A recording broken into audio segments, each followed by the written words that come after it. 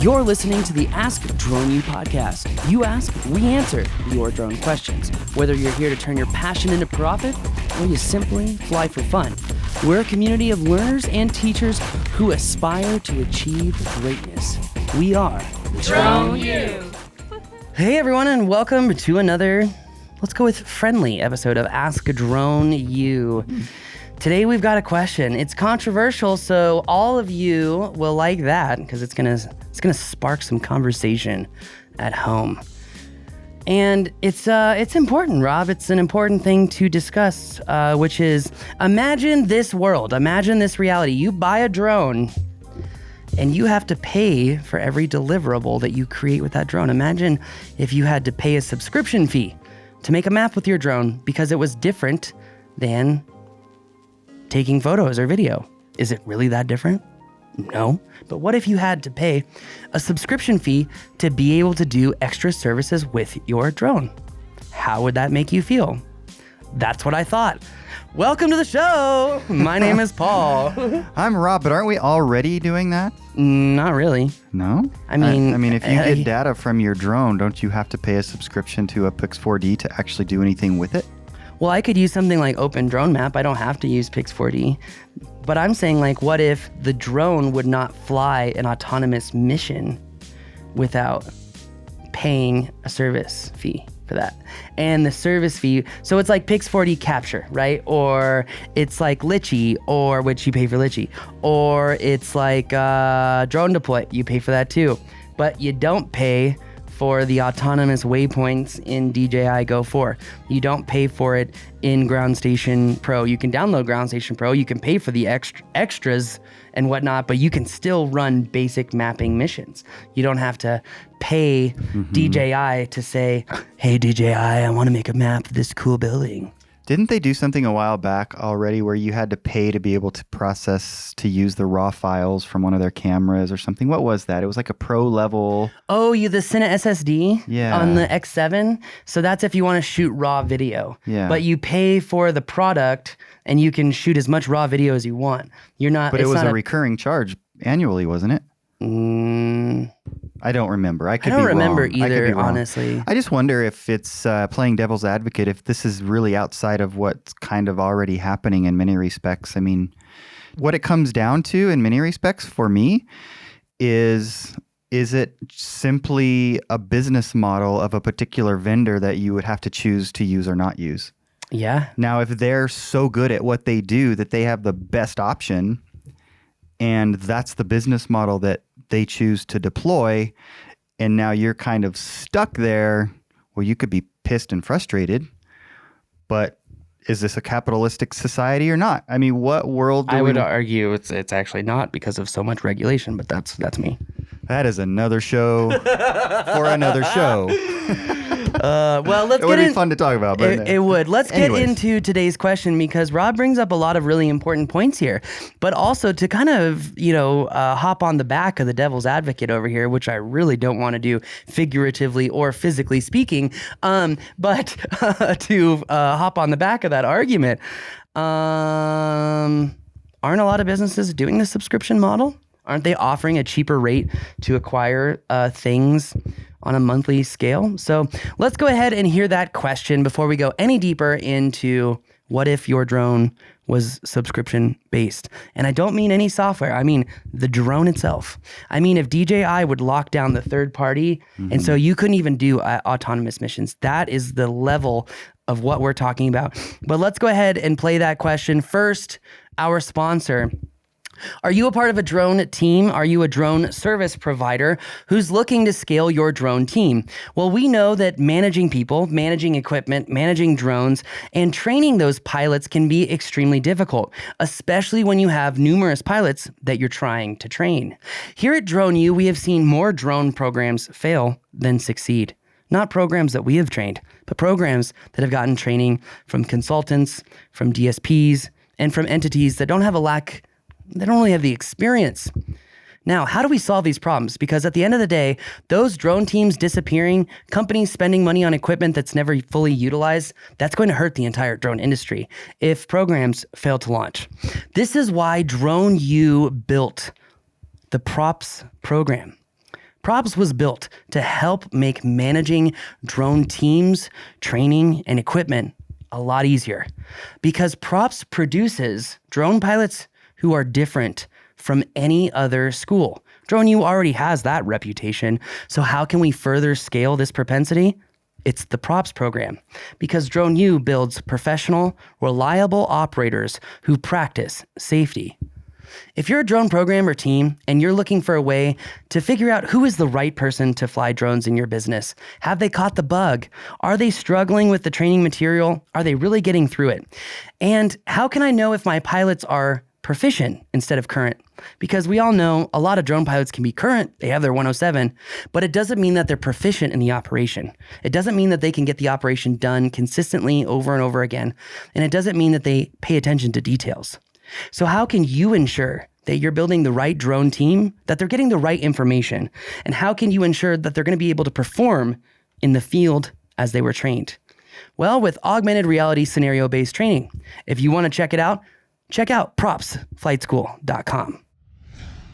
Hey, Paul, Tom again. Another question for you. I was wondering, do you think in the future we're going to start seeing more subscription-based uses for drones, where you basically lease the unit from whatever company produces the software?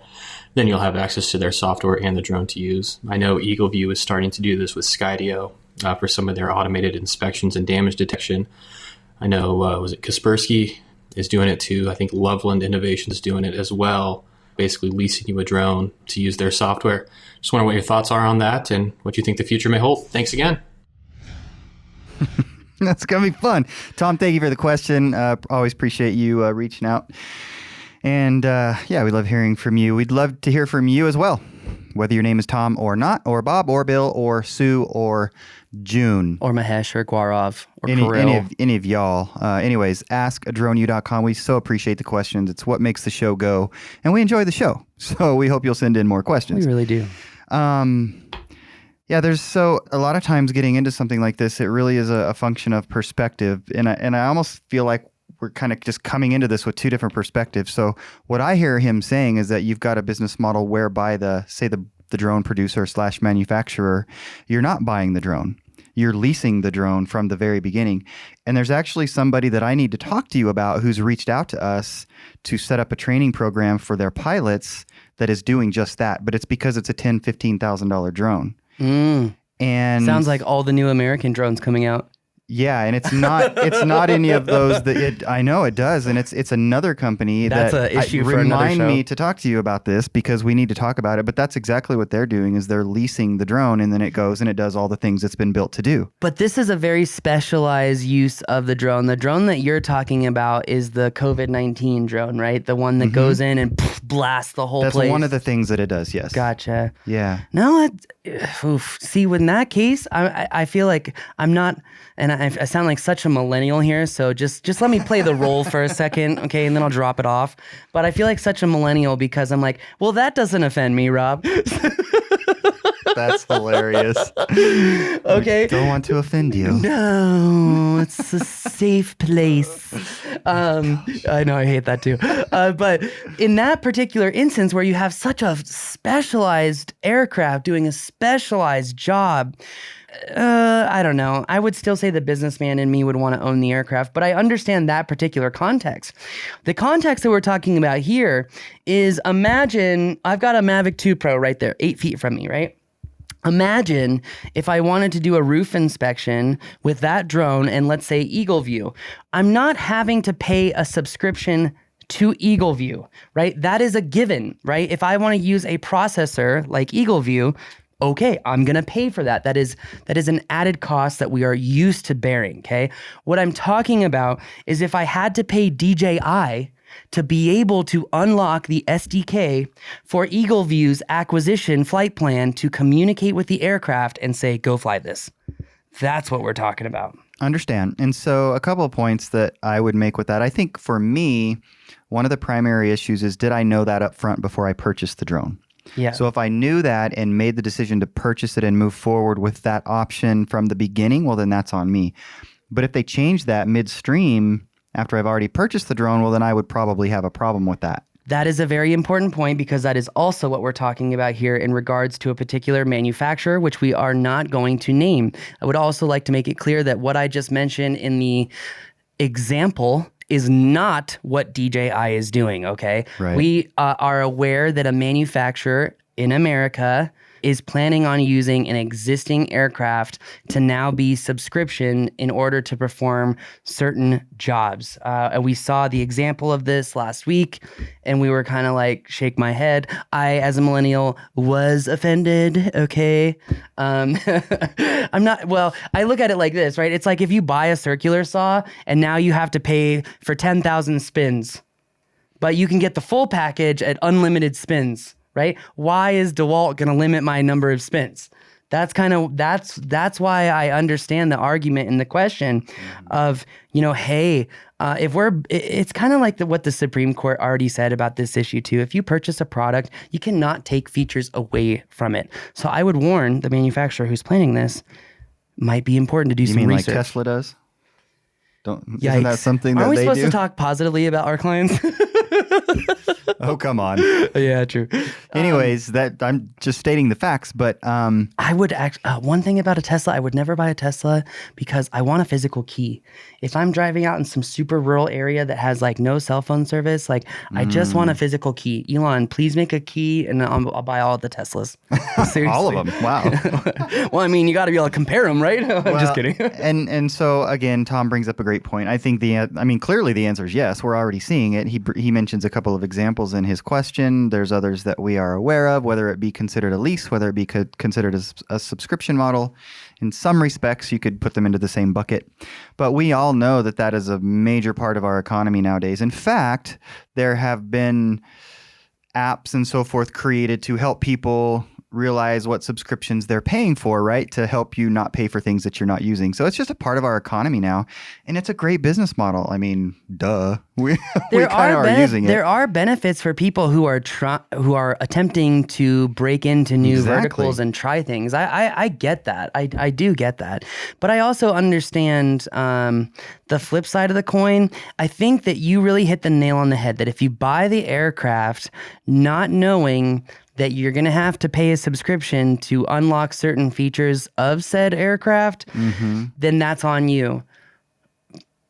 Yes, I hear that, but I also think that it needs to be extremely clear if certain features are going to be limited from an aircraft, that needs to be explicitly clear in marketing. Yeah, I don't think that's going to happen. I 100% agree with that. I was just making the point that if that particular manufacturer or producer changes things after you've purchased it, in terms of understanding what it will do from the very beginning, yeah, I mean, you have to take some personal responsibility for what you learn about the product you're buying, but it's absolutely incumbent upon the manufacturer to let you know all of the pertinent information, right? 100%. That presumes that what you're trying to do is something that is normal for their particular product, because if they don't know that you're going to try to do X, because that's not what most people do with their product, well, then maybe that's another issue. So you can see how this gets very fun very quickly.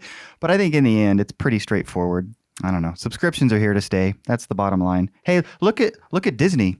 Subscriptions saved their butts. Disney Plus. Mm-hmm. Yeah, this is true. Saved their butts. Yes, you make a lot of good points. And it's funny. I really don't feel like I land on a particular side of this issue. There are so many complexities to it. True. But when the precedent in the market has been set to expect the ability to fly autonomous missions, take any sort of media that you want, and that is the expectation. As soon as we retract from that expectation, there are going to be serious problems. And here, let me give you this example, Rob. This is, I hate to bring this example up again, but it's just so flawless. The perfect example is the Boeing 737 MAX, right? If Boeing would have just put out the military version of the MAX that had double redundancy on all those sensors, that would have potentially caused a different outcome in the two crashes. Those two crashes also, those pilots did not nearly have enough training. That said, as aviators, redundancy is everything. It's everything. Even if you fly a powered parachute, you've got two magnetos. not just one. Okay. So I would say that we have to be so careful when the expectation, right, in the aviation world was redundancy. And then all of a sudden, now we're pulling redundancy away from the shelves. All of a sudden, unintended consequences are going to happen. Yeah. And so what I'm trying to say is that the precedent and the expectation is that you buy a drone, you can do whatever with that drone. You can take photos, you can take videos, you can also fly a map. Mm-hmm. As soon as we start taking things away, well, either one of two things is going to happen. The audience is going to reject it and not purchase said aircraft, and then the market speaks for itself. Yeah. Or you have something like what Skydio did, where they sell you a drone and no remote. And then you're like, oh wait, I gotta spend extra money for the remote, you know? And then you're still not ultimately in control. So hey, whatever. It's like you go to buy a car and they deliver it with no tires. Or a steering wheel. Or no steering wheel. Or no steering wheel. Here's the car. You guys got this. You're smart. You're like us. You're all from Silicon Valley. You're going to be just fine. To be fair, you can fly the Skydio with your phone, right? You don't have to have their remote. Is that true? Technically, that is true. Can you fly it anywhere along the lines of transmission distance that is advertised? Absolutely not. Gotcha. Okay. Does it come with the wand regardless, or is that extra as well? That's extra as well. Okay. Just curious. You know what else is extra? Batteries, case, every accessory that you'd normally get when you buy a Phantom. But hey, whatever. No, but it comes with one. It comes with some of that, just like a Phantom. Phantom doesn't have a wand. I got to be fair to Skydio, okay? I mean, when I buy a Phantom, I get a remote, and I get a battery in that remote, and I get a charger for that remote. Yeah, I mean, so options. Buy the one that you want, right? I mean, that's how the world works. Is there's different product options, and they have their different purposes and philosophies, and if you don't like it, don't buy it. That is right. That is right. Yeah. Also, in our next show, though, we're going to talk about how even though if we don't like something, we don't have to buy it. Well, it looks like there's a new executive order that is going to inhibit certain people buying certain drones. So stay tuned. We're going to have that here next. But first of all, I just want to say thank you to everyone who has put out a question. Please throw in your questions, askdroneu.com. Also, to all the people on Facebook who are like, Drone U, we really love you. And some people have said not just for the drone training, but for the entrepreneurial mindset training. I just want to leave the door open. If you've got entrepreneurial based questions, throw them in there. We love answering those questions because we live in a world that tries to crush the mentality of owners and entrepreneurs when it's the only true method to wealth. And so we want to be proponents of entrepreneurialism because in my opinion it's the only true way to liberty. In fact, even Mark Cuban said that, and I really don't like Mark Cuban, but Mark, you are right. So that said, and even George Washington, you know why I want to make a lot of money? So I can have liberty. I can do what I want. And so entrepreneurialism, you are ultimately responsible, just like a pilot. Just look at the people who have money and see if they do what they want. At all levels of life. Anyways, we don't want to go down dark that road. rabbit hole. Anyway, thank you again for joining us. Please throw in that question, askdroneu.com. If you are a drone team, if you are enterprise, or if you are even building a drone for specific uses, I would say reach out to us. Check out the Props program. It's a phenomenal platform that is modular. We are already working with one particular manufacturer to help them scale up their training. So if you are interested in helping kind of get your product out there and trying to get more diverse and full use of said product, don't be afraid to reach out to us here at Drone U to get that in the Props program. I got to say, Rob, in just the first week of Props, we have signed on, I think, more people in Props than we signed on the entire, what was it like when we started Drone U? I mean, it's really not even comparable, but we haven't really fully launched it. We haven't done a proper launch yet, and it's already like flying off the rails. So we're really excited that it's really resonating with people. Yeah, it's something that we're proud of because of what it's going to do for organizations and teams of drone pilots. Mm-hmm. After 3 years of work, we are here. Anyway, check it out, propsflightschool.com. If you have a question, askadroneu.com. But thank you, all of you, Ladies and gentlemen, we appreciate you. Have a great day.